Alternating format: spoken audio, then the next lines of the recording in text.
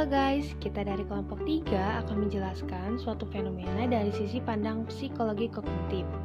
Sebelumnya, saya ingin memperkenalkan rekan-rekan saya dari kelompok 3. Yang pertama ada Muhammad Zaki Ramadan dengan NIM akhir 150, Harhab Silpa dengan NIM akhir 152, saya sendiri Diar Altiras dengan NIM akhir 156, dan Syafitri Amanda dengan NIM akhir 173. Selanjutnya, yuk kita simak penjelasannya. Apakah kalian masih ingat bagaimana penampilan kalian ketika berkunjung ke pesta ulang tahun temanmu di masa kecil? Kalian mungkin ingat cerita novel yang kalian baca berbulan-bulan yang lalu. Tetapi, kenapa kalian tidak bisa mengingat soal yang kalian kerjakan di kelas pada minggu lalu? Terdapat dua tipe memori, yaitu short term atau jangka pendek dan long term atau jangka panjang. Lalu, apakah dari kalian ada yang tahu short term memory itu apa? Apa ya short term memory itu? Short term memory atau ingatan jangka pendek merupakan proses penyimpanan memori namun hanya sementara. Artinya, informasi yang disimpan hanya dipertahankan selama informasi tersebut masih dibutuhkan. Lalu, bagaimana dengan long term memory? Long-term memory merupakan proses penyimpanan informasi dalam jangka waktu yang lama. Jadi, ingatan jangka panjang hanyalah ingatan jangka pendek yang telah melalui proses konsolidasi di dalam otak.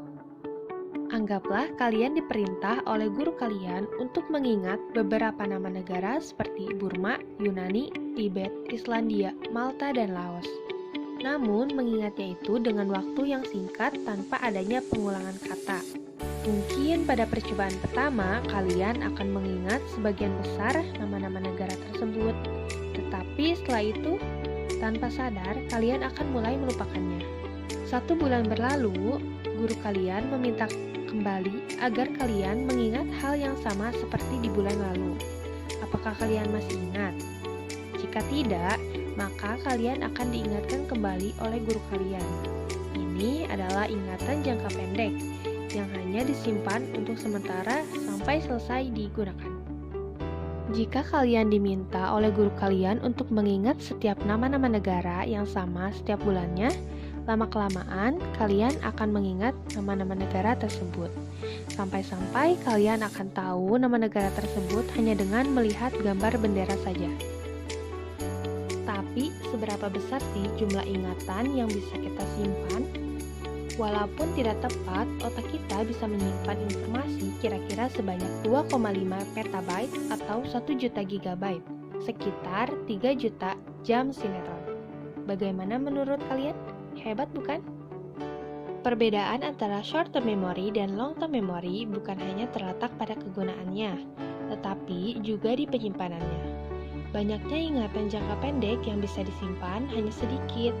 Manusia hanya bisa mengingat sebanyak 7 plus minus 2 item atau paling banyak 9 digit. Nasib suatu ingatan jangka pendek hanya ada 2, yaitu dikonsolidasi menjadi jangka panjang atau dilupakan. Oh iya, ingatan jangka pendek mempunyai penyimpanan yang terbatas dengan lama penyimpanan informasi selama 15 hingga 30 detik. Ingatan jangka pendek disimpan di bagian otak yang bernama hipokampus. Jika ingatan tidak dilupakan, maka ingatan jangka pendek tersebut akan dikonsolidasi dan disimpan di cerebral cortex. Area korteks tersebut pun akan berbeda-beda tergantung tipe ingatannya. Seperti halnya jika kalian mengingat wujud seseorang, maka akan disimpan di visual cortex. Berbeda dari ingatan auditori mengenai bagaimana suara dari seseorang yang kalian kenal.